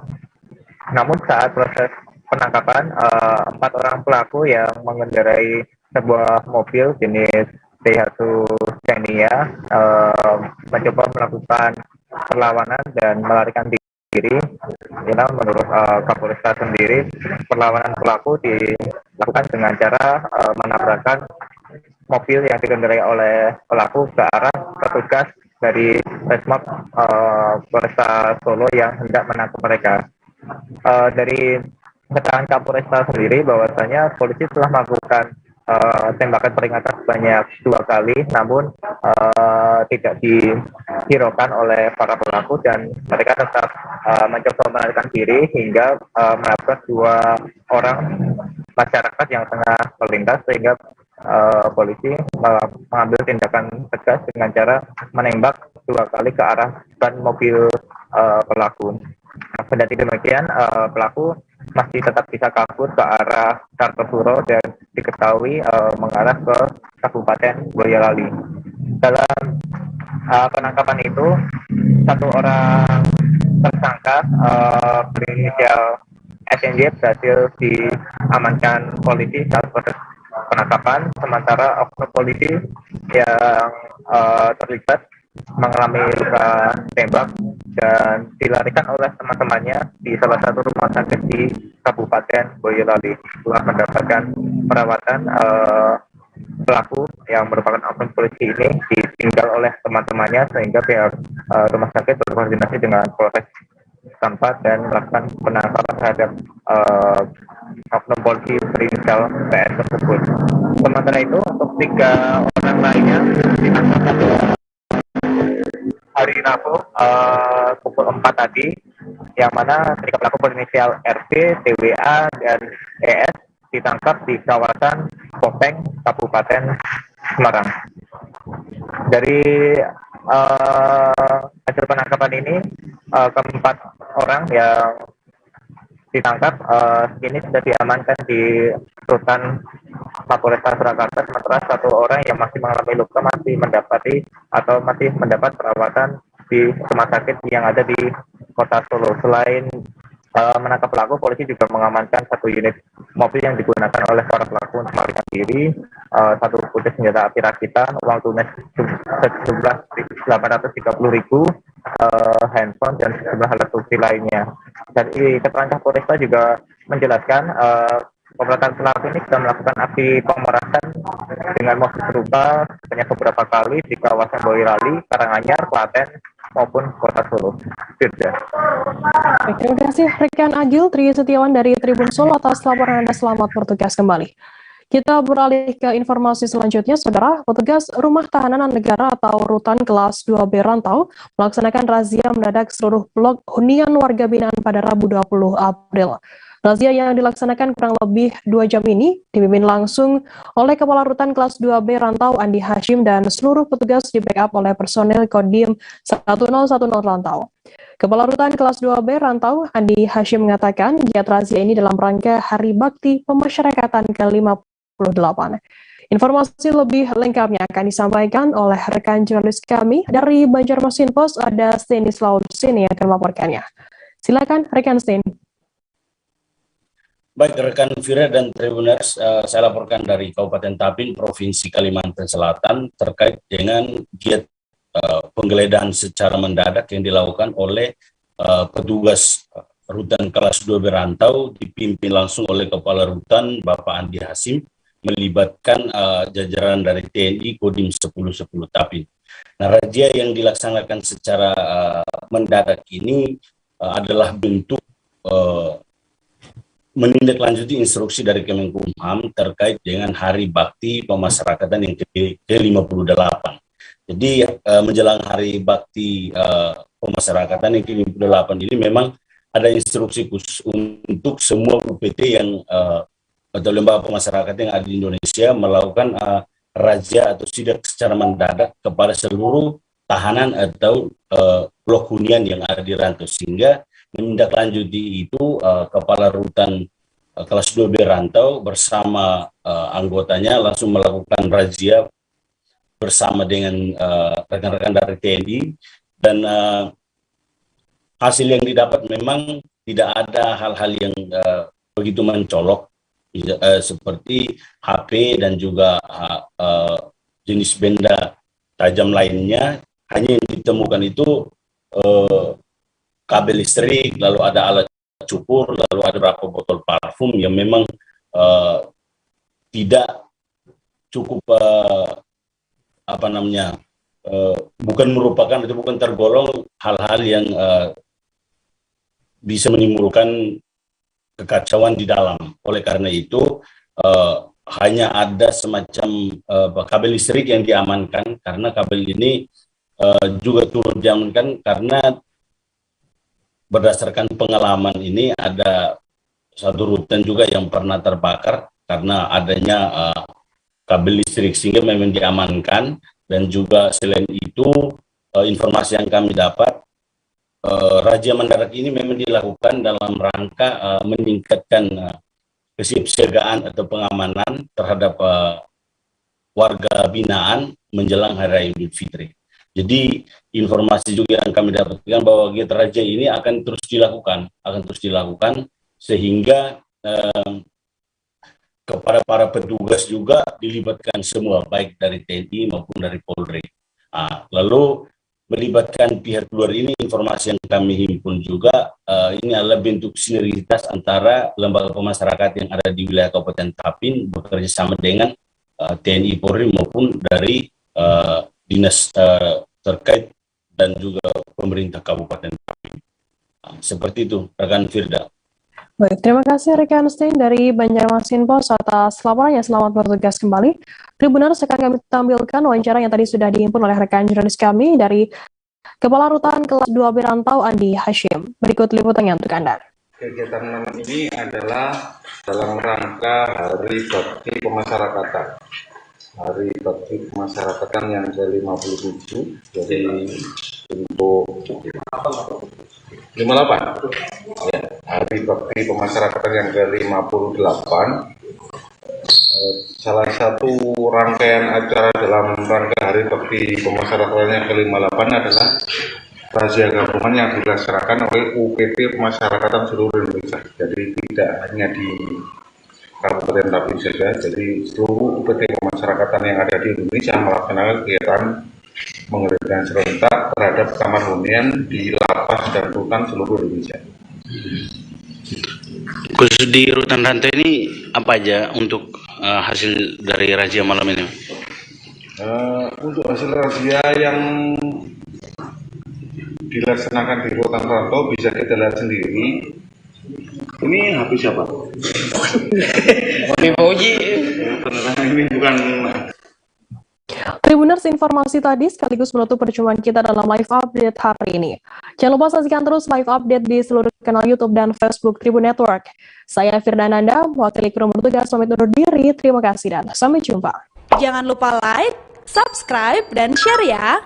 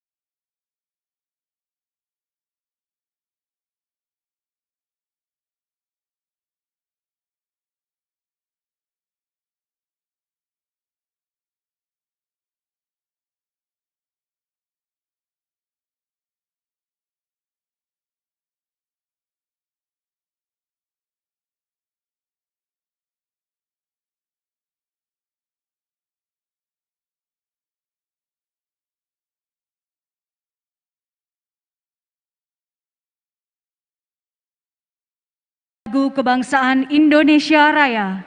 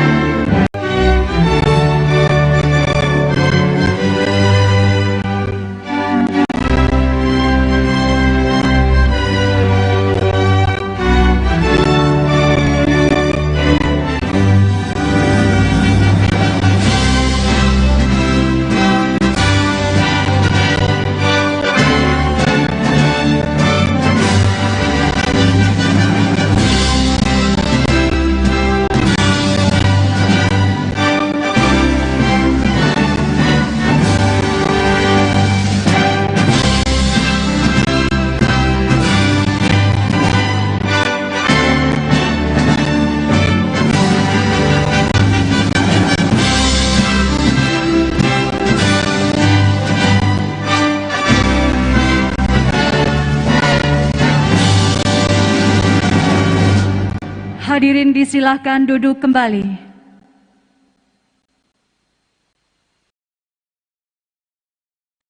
Assalamualaikum warahmatullahi wabarakatuh. Selamat siang dan salam sejahtera untuk kita semua. Yang terhormat Presiden Republik Indonesia Bapak Joko Widodo, yang kami hormati para Menteri Kabinet Indonesia Maju, Gubernur Jawa Timur, serta Bapak dan Ibu undangan yang berbahagia. Selamat datang di kawasan hanggar fasilitas kapal selam PT PAL Indonesia dalam acara peluncuran holding dan program strategis BUMN Industri Pertahanan. Hadirin yang kami hormati, holding BUMN Industri Pertahanan yang terdiri dari PT Land Industri Persero, PT Dahana, PT Pindad, PT Dirgantara Indonesia, dan PT PAL Indonesia memiliki visi menjadi industri pertahanan nasional yang maju, kuat, mandiri, berdaya saing dan terdepan di pasar global dengan target menjadi top 50 defense global company di tahun 2024. Mengawali acara pada siang hari ini, laporan Menteri Pertahanan Republik Indonesia Bapak Prabowo Subianto.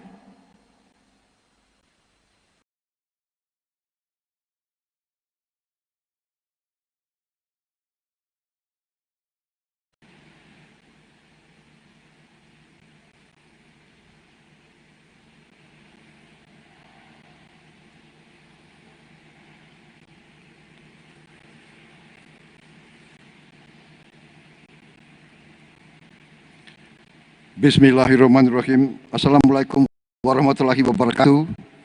Selamat siang, salam sejahtera bagi kita sekalian. Shalom, Om Swastiastu, Namo Buddhaya, salam kebajikan. Yang terhormat Presiden Republik Indonesia Bapak Insinyur Haji Joko Widodo. Yang saya hormati Bapak Menteri Sekretaris Negara, Bapak Menteri BUMN, Ibu Menteri Sosial, Panglima Tentara Nasional Indonesia, Kepala Staf TNI Angkatan Darat, TNI Angkatan Laut, dan TNI Angkatan Udara, Gubernur Provinsi Jawa Timur, Ibu Khofifah Indar Parawansa, Direktur Utama PT Land Industri, PT Dahana, PT Dirgantara Indonesia, PT Pindad, PT PAL Indonesia, beserta seluruh jajaran pegawai BUMN yang hadir. Hadirin undangan yang saya hormati. Yang terhormat Bapak Presiden, izinkan kami melaporkan sebagai berikut. 1. Kegiatan peluncuran holding dan program strategis BUMN Industri Pertahanan ini merupakan bagian dari upaya pemerintah Republik Indonesia untuk membangun dan mendukung program, yaitu pembentukan perusahaan induk pada perusahaan-perusahaan BUMN yang bergerak di bidang industri pertahanan. 2. Holding BUMN Industri Pertahanan yang diluncurkan memiliki nama Defense Industry Indonesia, disingkat Defense ID. Keanggotaannya terdiri dari 5 perusahaan BUMN di bidang industri pertahanan, yaitu PT Land Industri sebagai induk holding, PT Pindad, PT Dirgantara Indonesia, PT PAL Indonesia, serta PT Dahana. Diharapkan dengan adanya holding BUMN Industri Pertahanan, Defense ID ini akan meningkatkan tingkat komponen dalam negeri menjadi 50% untuk teknologi kunci dan untuk menjadi industri 50 terbesar di dunia dalam bidang industri pertahanan pada tahun 2024. Dalam peluncuran Defense ID hari ini, Rabu 20 April 2022, terdapat beberapa kegiatan sebagai berikut. 1. Penandatanganan nota kesepahaman antara Kementerian Pertahanan dan Kementerian BUMN. dalam hal dukungan BUMN industri pertahanan untuk kemandirian alat peralatan pertahanan dan keamanan. 2. Penandatanganan kontrak kerjasama antara Defense ID dan Kementerian Pertahanan, yaitu A. Kontrak pengadaan 13 unit radar GCI dan pendukungnya antara PT Land Industri dan Kementerian Pertahanan. B. Kontrak pengadaan munisi kaliber kecil